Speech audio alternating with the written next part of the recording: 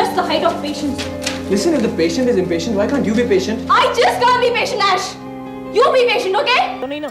नहीं देखा, लेकिन अब तक उन्हें पता चल चुका होगा और वो हमें ढूंढ रहे होंगे। दोस्तों, यादें वो चीज होती हैं जो मरने तक हमारा साथ नहीं छोड़ती। यादों के मेले में ऐसी चीजें भी होती हैं जो खास मकसद के साथ जहन में छुपी रहती है। आज उन्हीं दर्शकों के लिए हम उस कलाकार को याद करने वाले हैं जिनके नाम एक ज़माना हुआ करता था। तस्वीर देखकर आपको उनका नाम याद आ रहा होगा। 90 के दशक में ढेर सारे टीवी सीरियल्स में इन्होंने अपनी खूबसूरती से तहलका मचाया हुआ था। जी हाँ दोस्तों, आज हम हिंदी रेडियो पर फिरदौस दादी को याद करने जा रहे हैं। आज भी फिरदौस दादी का नाम सुनते ही सबसे पहले 90 का दशक याद आ जाता है। वो ज़माना जब टीवी का जादू सर चढ़कर बोलता था। दूरदर्शन, जी टीवी, सोनी टीवी ऐसे चैनल्स थे जो घर घर की कहानियाँ दिखाते थे। उन कहानियों में एक ऐसा चेहरा था जिसे हर घर की लड़की खुद से जोड़कर देखती थी। एक ऐसी एक्ट्रेस जिसकी सादगी और मुस्कान से लाखों लोग उसके दीवाने हो गए थे। लोग आज भी उन्हें सोशल मीडिया पर ढूंढते हैं और अफसोस करते हैं कि वो कहाँ हैं। फिरदौस का जन्म 26 जुलाई 1976 को मुंबई में हुआ था।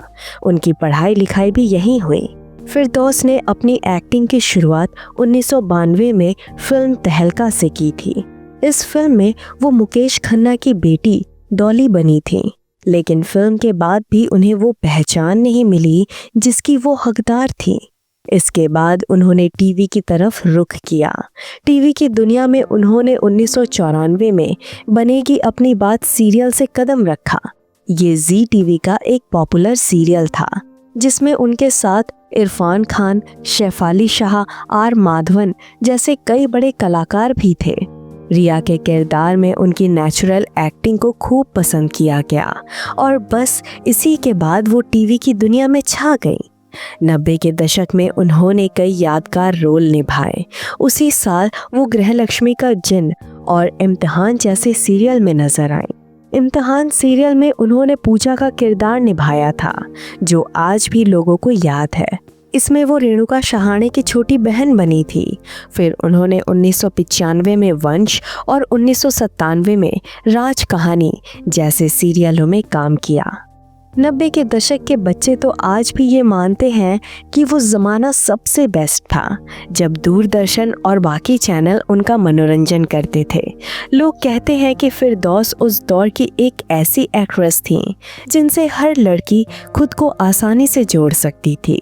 फिरदौस ने आहट, CID, कहीं किसी रोज़, अस्तित्व एक प्रेम कहानी और बंदनी जैसे कई सीरियल्स में भी काम किया, लेकिन फिर अचानक वो टीवी से गायब हो गई। लोगों ने उन्हें बहुत ढूंढा पर वो कहीं नहीं मिली। एक शख्स ने बताया कि कैसे वो एक बार अस्पताल में थे और उनकी मां ने फिरदौस को देखा। जब फिरदौस को पता चला कि वो अस्पताल में है तो वो तुरंत उनसे मिलने आ गई, भले ही वो दर्द में थी। उनकी इस सादगी और सच्चे नेचर ने उस शख्स का दिन बना दिया। साल 2011 में उन्होंने सीरियल डोंट वरी चाचू से वापसी की, जिसमें उन्होंने आशिफ शेख और आनंद देसाई के साथ काम किया, लेकिन इसके बाद से फिर वो पर्दे पर नहीं दिखीं। आज भी फिरदौस दादी को उनके काम और टीवी में उनके योगदान के लिए याद किया जाता है। वो सच में एक शानदार अदाकारा थी और उनका हर किरदार आज भी लोगों के दिलों में जिंदा है। आज जब हम पीछे मुड़कर देखते हैं तो वो चेहरा, वो सादगी और वो मासूमियत हमें याद आती है। एक ऐसा चेहरा जिसने टीवी के सुनहरे दौर को और भी यादगार बना दिया। फिरदौस दादी जैसे कलाकार एक एहसास होते हैं जो हमारे दिल में जिंदा रहते हैं। भले ही वो आज स्क्रीन पर ना हो, लेकिन उनका काम, उनकी पहचान और लोगों की यादों में उनका होना यही दिखाता है कि सच्ची कला कभी खत्म नहीं होती।